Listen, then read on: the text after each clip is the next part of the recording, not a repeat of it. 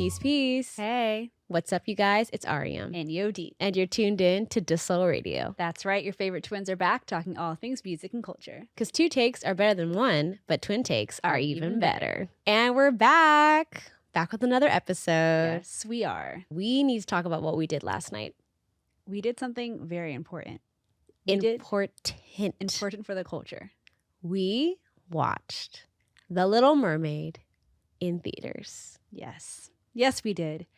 Like we called on you all to do, we did our part and supported the film in the theaters yesterday. And my God, we have to talk about it. It was so good. I mean, we already anticipated it being amazing, but watching it and experiencing it in a theater was even more magical than I could have imagined. Halle Bailey, she is the perfect Ariel. Like angelic. And we had talked about this leading up to the premiere, and we had our own like predictions of how amazing it was going to be. But it really took going to the theater and, like Ariam said, experiencing that full experience, you know, from taking in the visuals and the sound effects and the music and the performances as a whole. It was really something that we're never going to forget. I felt like it was something that we can easily say was history made. Absolutely. She is so talented, and she really, I mean, we know all the songs. We've grown up loving this soundtrack from our childhood, really. Mm-hmm. And she started off with a bang with Part of Your World. Yep. And I had the discipline to wait until I went and saw it in theaters to listen to the entire version, her entire rendition of the song. Mm-hmm. And it continues to give me chills, and it makes me a little like emotional watching it. I don't know why.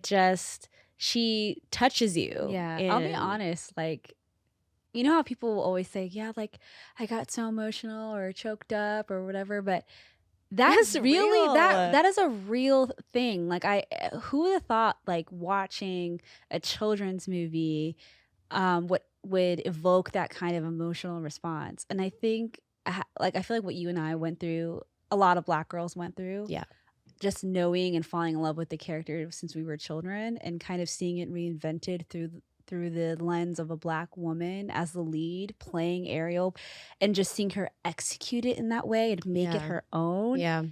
I think it was just a really empowering moment to watch, but then just watching Halle just embrace the role with so much passion and beauty and with grace.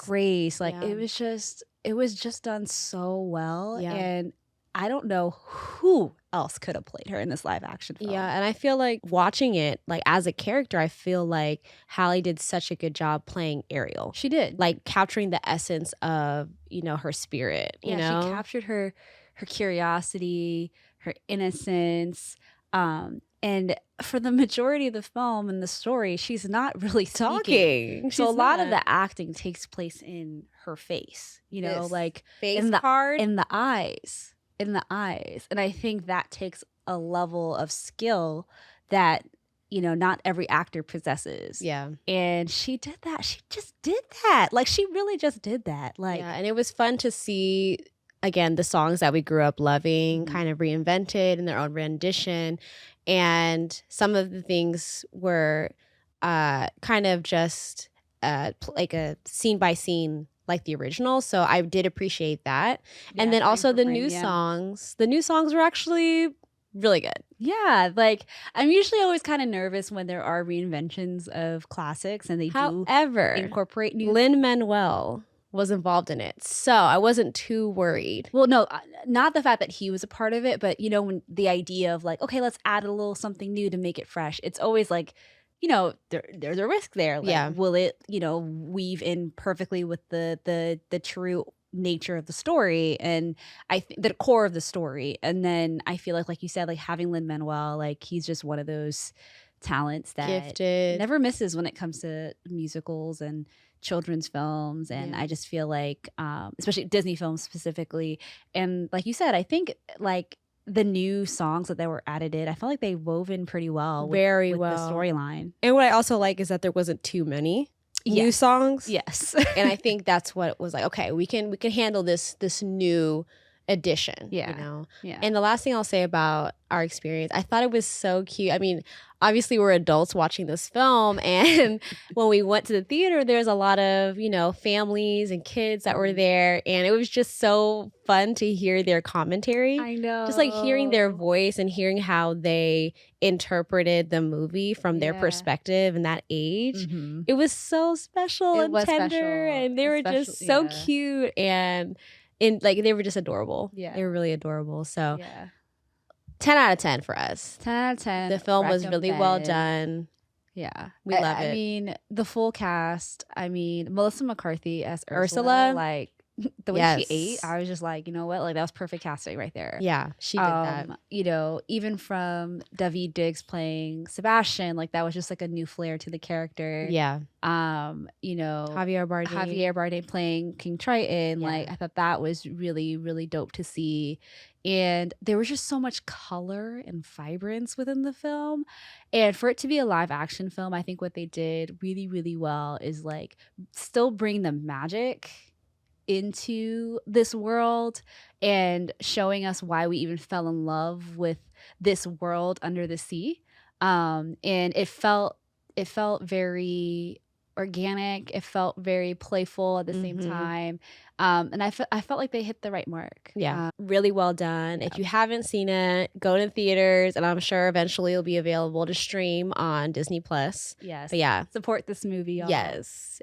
And it did so well. So far, it made like $200 million, like in the box office. Yeah, so we gotta keep supporting. And yeah, we just loved it so much. So we had to mention that before we got into our episode. I know.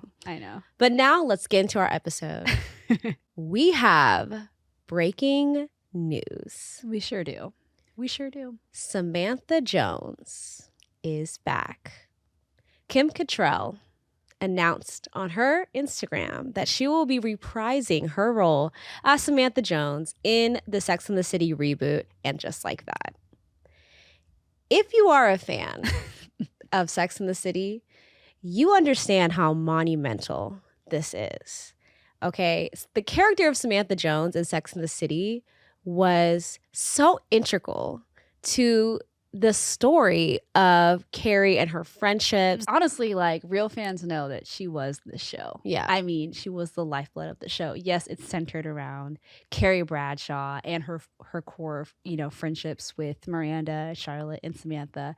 And every character possessed their own qualities and personalities, and they were supposed to be a reflection of a different version of people that exist. But there's something about Samantha that has just left an imprint on culture and fans' hearts.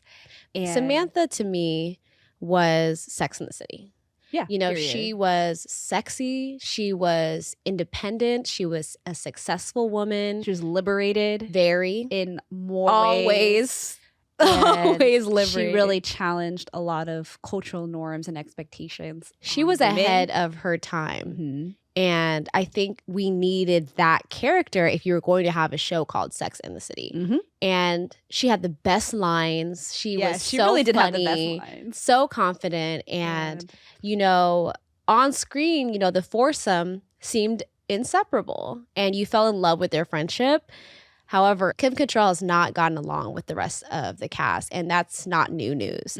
So when And Just Like That came out, it wasn't a shocker that she wasn't a part of the first season. In fact, she mentioned numerous times she was done with the franchise. So the fact that she is even doing a cameo, which is what it is, she's doing a cameo, she's not joining the show, is a big deal, because this is a huge compromise that she's probably doing for herself, but for the fans that love Samantha Jones. And if you watch the first season of the spinoff, you know, it isn't really clear what happened, but there was a falling out between Samantha and Carrie and the rest of the ladies. And so she wasn't a part of the first season. However, the writers did a good job, you know, nodding to Samantha's character in a respectful way, you know, incorporating text messages between Carrie and Samantha. You know, in the first season, if you haven't seen it, spoiler alert, Big dies. And so during his funeral, she sent flowers to Carrie to show a sign of respect.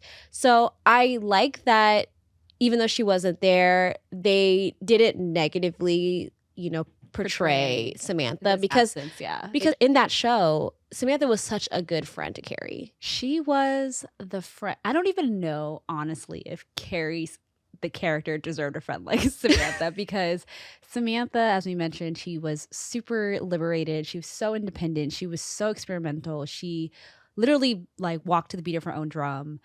And the one thing that was consistent with Samantha's character is that she never passed judgment across any of her friends. Never. You know, Miranda could have her opinions on things. Charlotte could be pretty conservative about things. Even Carrie at times. Yeah. But there was what was really consistent with Samantha is that she never passed judgment on anybody. Yeah, there's so many episodes that Carrie confided in Samantha, and she would be like, I know you want to judge me, and she'll literally say like, that's not my style. Right, exactly. And so I think to have that kind of friend return, I don't know how they'll do it, but it's clear that it's just one cameo and it's not a commitment. I seriously cannot wait because Kim Cattrall did that. Yes. She was Samantha Jones and she was so brilliant as it. And I can't wait to see her reprise that role. And we'll take what we can get. Yes. Okay. We are not picky. We're just happy to be here. Happy to just hear that she's coming back at any capacity. And I think it'll just add more zhuzh to the show. You know, the show, I think, you know, objectively was great, but, you know, having her come back is just going to make it feel a little bit more complete. Also, you know, we'll have opportunity to maybe hear what Samantha's been up to. I mean, they need to know. The people need to know what she's been up to. And I'm sure she's still herself, but obviously they're all older. They're all in their 50s in this reboot. So I'm curious to see what Samantha has been up to. Has she settled down? Like, I'm curious. I know. I want to know. I have so many theories. So many theories. So I don't know. Like, I'm definitely going to be tuning into season 2 of And Just Like That because, you know, I'm ready. Yeah. I'm ready to see what they got. Yes. So in other news, we have some music news we want to talk about today. So if y'all been on TikTok lately, you've been seeing the trend, Rip Me Out the Plastic, which has been a huge transition on TikTok, specifically with makeup tutorials and even prom. Even prom, yes. People have been using it for prom. And so the actual line is from Lotto's song, Put It on the Floor Again. And now we have news because there's a remix out featuring Cardi B. We love when our rap girlies work together and collab every time, but it's cool because we haven't heard from Cardi's music side in a while, so it's cool to see her come back and hop on a new track and work with Lotto. So yeah, that is super exciting. And it just goes to show that Cardi has always been like a girl's girl, especially in the rap space, and she's always collaborating with the up and coming artists. I mean, more recently her collab with Glorilla and of course now with Lotto, but she's always been putting girls on. City Girls, Meg, even like I feel like she's always just down, you know, down to like put other girls on. Yeah. And Cardi came and matched that energy. She has this one specific line that says, I've been balling so damn hard, could have went to LSU. And then in the video, Angel Reese, LSU basketball star, has a cameo, and the song is literally a tribute to her and her impact in the space and in the game. Yeah. And I think that was a really cool way to like show her love during this rise that she's had. She's just having such a great moment right now. Yeah. I mean, she obviously killed it that season of basketball, but you know, to be in a video, and she recently, I think she tweeted, she's like, I always wanted to be a video vixen, like something like that. And it's like, yes, girl, like killing it in all spaces that she's in. So it's definitely like a moment for sure. And I think also what's really cool about Angel Reese is that she's been really redefining what college sports looks like, not just from like you know, her skills and how she's been performing on the court, but how she shows up in the space, right? You know, really pushing the boundaries, showing up with lace fronts, showing up with lace extensions, like redefining what it is to be an athlete in The modern collegiate culture, space. in the collegiate space. Exactly. And so I just love that she's getting her flowers, and she's getting her flowers in this way. And people are saying that this could arguably be the song of the summer. I don't know. I didn't say it. That's what the streets are saying, you know, but Listen, there are some possible contenders. they're killing it. And, you know, until Cardi comes out with, you know, her own single, I'm here for the features. Yeah. Well, that wraps up today's episode. If you like what you heard, you can keep up with us on our socials at DEUXSOL. That's at deuxsol. You can watch us on YouTube. You can also listen to us on Spotify, Apple Podcasts, Amazon Music. If you can hear it, we'll be on it. Until next time, guys. Peace.